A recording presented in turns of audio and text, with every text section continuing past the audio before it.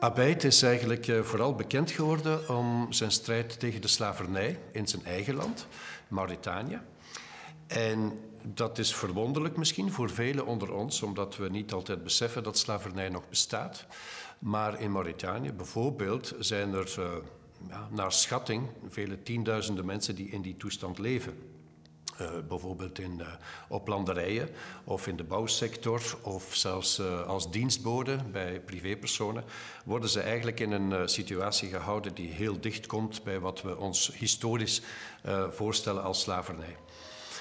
Dus dat is eigenlijk de strijd. Hij wil die slavernij afschaffen en hij wil op die manier Mauritanië ook dichter bij zijn eigen internationale verplichtingen brengen. Want Mauritanië heeft een aantal internationale verdragen geratificeerd, waardoor het eigenlijk onmogelijk zou moeten zijn om slavernij nog toe te staan in het land.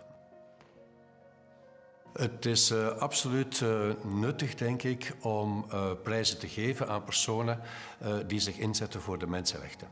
Het is soms heel moeilijk om te weten natuurlijk wat het kausaal verband is tussen een prijs die men ontvangt en het feit dat men in een gevangenis terechtkomt of in dit geval vrij wordt gelaten.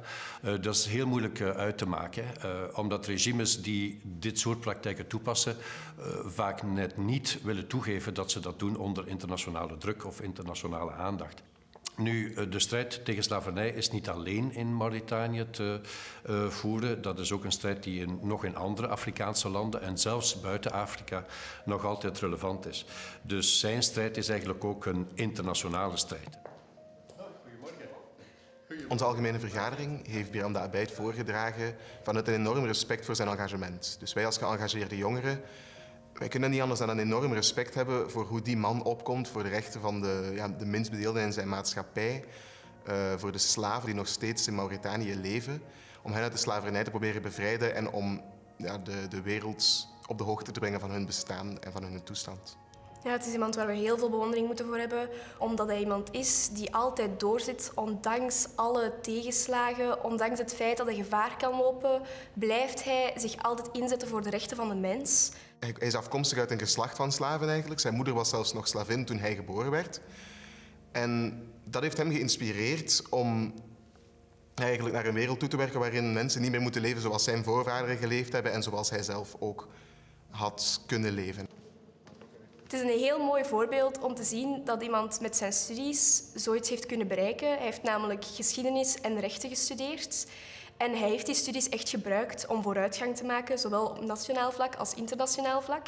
Hij heeft moderne slavernij echt op de kaart kunnen zetten. En het is heel prachtig dat je zoiets kan bereiken met hetgeen wat je hebt gestudeerd.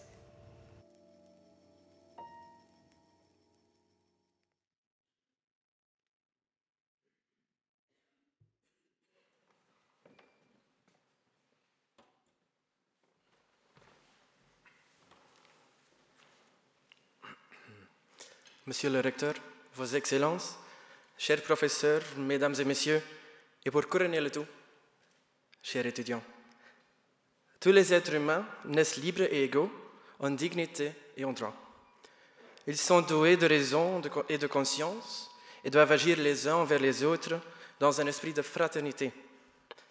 Tout individu a droit à la vie, à la liberté et à la sûreté de sa personne.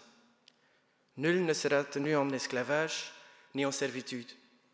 L'esclavage et la traite des esclaves sont interdits sous toutes leurs formes. Voici quelques-uns des premiers articles de la Déclaration universelle des droits de l'homme. De plus en plus, chaque jour, cette déclaration fait l'objet d'attaques politiques. À une époque où les valeurs démocratiques sont de plus en plus mises sous pression et où les dirigeants autocratiques reprennent le devant de la scène, nous avons besoin de personnalités inspirantes pour avancer et lutter pour ce qui est juste. Ce 4e février marque le 225e anniversaire de l'abolition de l'esclavage dans la France révolutionnaire. Il est dès lors tout à fait approprié qu'aujourd'hui nous rendions hommage à Biram de Abeid et à son travail visant à mettre un terme à l'esclavage moderne, tant dans son pays d'origine, Mauritanie, qu'à l'étranger. Descendant lui-même d'esclaves modernes, Biram a été confronté très jeune dans son pays natal à une discrimination profondément enracinée à l'égard des Noirs. Dès ce moment-là, il a consacré sa vie à libérer et à réintégrer de centaines de milliers de personnes qui sont encore prisonnières de l'esclavage en Mauritanie. Il est devenu l'un des principaux militants anti-esclavagistes du monde. Malgré l'abolition légale et la criminalisation de l'esclavage en Mauritanie en 2007, elle reste le pays où la prévalence de l'esclavage est la plus élevée, avec un nombre d'esclaves modernes étant estimé entre 10 et 20% de sa population. Alors que le gouvernement se mure dans la complicité avec les esclavagistes, il incombe à des hommes et des femmes comme Biram de se lancer dans la lutte pour la liberté. Tout au long de sa jeunesse, Biram a été confronté aux inégalités sociales et aux injustices qui étaient omniprésentes dans la société. C'est à ce moment-là qu'il s'est engagé à mettre fin à l'esclavage mauritanien. Après l'obtention de sa maîtrise en histoire et de son diplôme d'études approfondies sur l'histoire de l'esclavage au Sénégal, Biram a commencé à lutter contre ces inégalités dans son pays d'origine sur le plan politique. Soutenant différentes ONG, organisant des sit-ins et des marches locales, il a essayé de sensibiliser davantage l'opinion publique. Il a affronté des propriétaires d'esclaves. En 2008, Biram a fondé l'élément clé de cette lutte, à savoir l'Initiative pour la résurgence du mouvement abolitionniste. Au cours de la dernière décennie, cette organisation s'est battue pour la liberté d'innombrables hommes, femmes et enfants.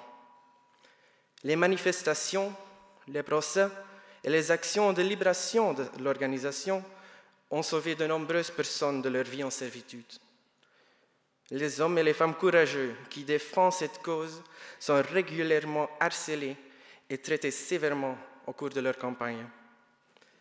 Les défenseurs des droits de l'homme qui dénoncent et contestent la pratique de l'esclavage moderne sont continuellement pris pour cible par ceux qui sont au pouvoir et qui refusent toujours d'accepter le changement. Les militants anti-esclavagistes sont incarcérés, tandis que des propriétaires d'esclaves bénéficient de toute impunité. Il y a un peu plus d'un mois, Biram a été libéré par le gouvernement après son arrestation en août.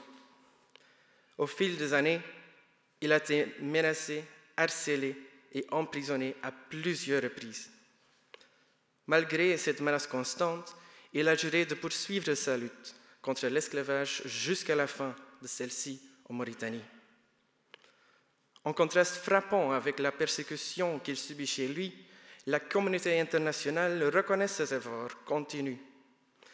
Après qu'il ait reçu le prix des droits de l'homme des Nations Unies en décembre 2013, ainsi que de nombreuses autres récompenses, en 2017, Time Magazine a classé Biram Da Abeid parmi les 100 personnalités les plus influentes du monde.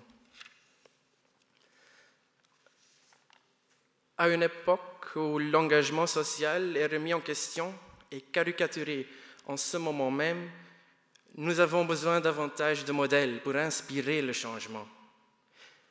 Biram fait ce qui est juste. Avec son dévouement constant et continu à cette cause juste, il est un exemple inspirant pour nous tous, tant pour les aînés que pour les jeunes. La KU Leuven investit énormément à titre d'université dans l'engagement social de ses étudiants. Autant qu'étudiants de KU Leuven et autant que jeunes engagés, nous considérons cet engagement social non seulement comme un élément important de l'évolution personnelle, mais également comme un élément crucial afin de faire partie d'une société moderne. Nous souhaitons encourager cet engagement par tous les moyens nécessaires. Grâce à ce doctorat honoris causa, nous souhaitons, en tant qu'étudiants et en tant que communauté académique, saluer les courageuses contributions de Biram Da Abeid et lancer un message d'espoir, que son combat pour les plus vulnérables soit un exemple pour les jeunes. Laissez-nous toujours croire que le changement est possible et qu'une société plus juste et plus équitable est toujours à portée de main. Le changement est un objectif difficile, est souvent effrayant à atteindre. Mais lorsque suffisamment de personnes courageuses, comme M. Biram Da Abeid, défendent une cause juste en laquelle elles croient sincèrement, rien n'est impossible. Pour toutes ces raisons, Monsieur le Recteur, je vous demande, sur proposition du Conseil académique, d'octroyer le doctorat honoris causa de la KU Leuven à M. Biram Da Abeid.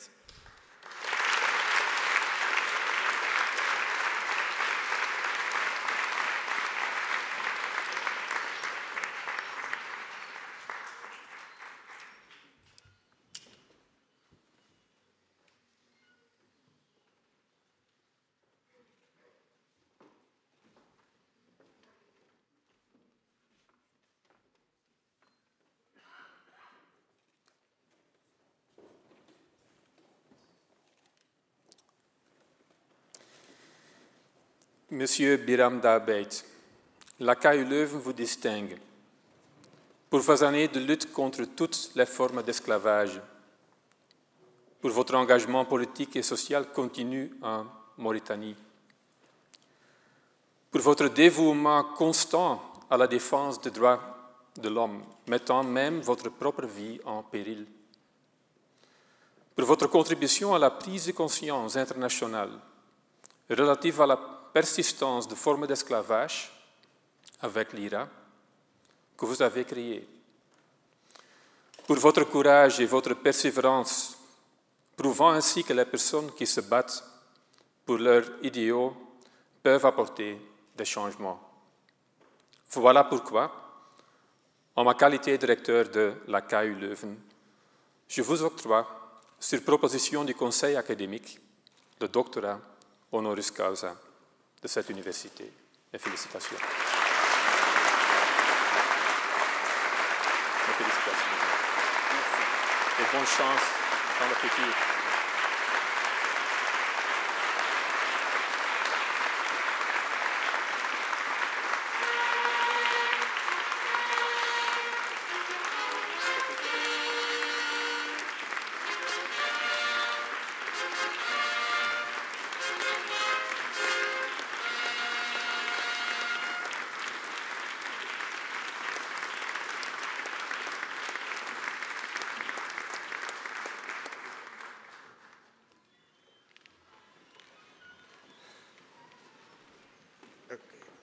C'est bon.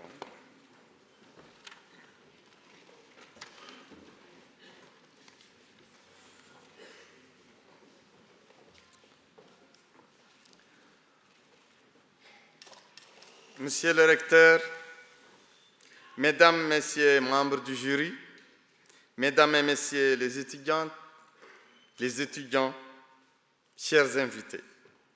Aujourd'hui, je ressens l'honneur et la reconnaissance de mon engagement, de ma douleur et de la rumination de dizaines de millions de forçats, subjugués sous d'autres cieux, du seul hasard de leur venue au monde. Autant de mes semblables en dirent jusqu'à nos jours le rétrécissement, pour ne pas dire l'amputation de leur être. L'amputation de leur être humain, sous l'emprise du travail forcé ou indécent, du mépris de couleur et de l'infériorité ethnique et de race. L'esclavage, même quand il s'estompe ou disparaît comme institution, continue à produire sur le temps étiré l'inégalité prosaïque et la honte de soi qu'entraîne la moindre conscience de se savoir amoindri dès la naissance. Un descendant d'esclave s'émancipe au travers de sa descendance et toujours dans l'obstination pour ne récolter in fine que l'évidence de son humanité. Vous semble-t-il concevable de souffrir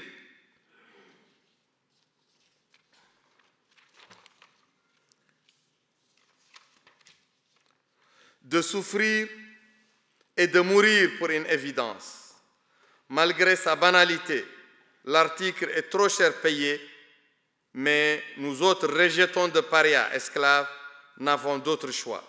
la liberté s'impose à nous, non en termes de faculté, mais en termes de survie. Je vous invite à redécouvrir le sens de cette vocation contrainte par les exemples familiers à l'entendement de l'Europe dans la littérature de la Shoah et celle du Goulag. Mais soyons équitables et ne nous interdisons pas l'ironie du paradoxe. Si l'humour et la politesse du désespoir, la lucidité ne dédaigne les coquetteries de la franchise.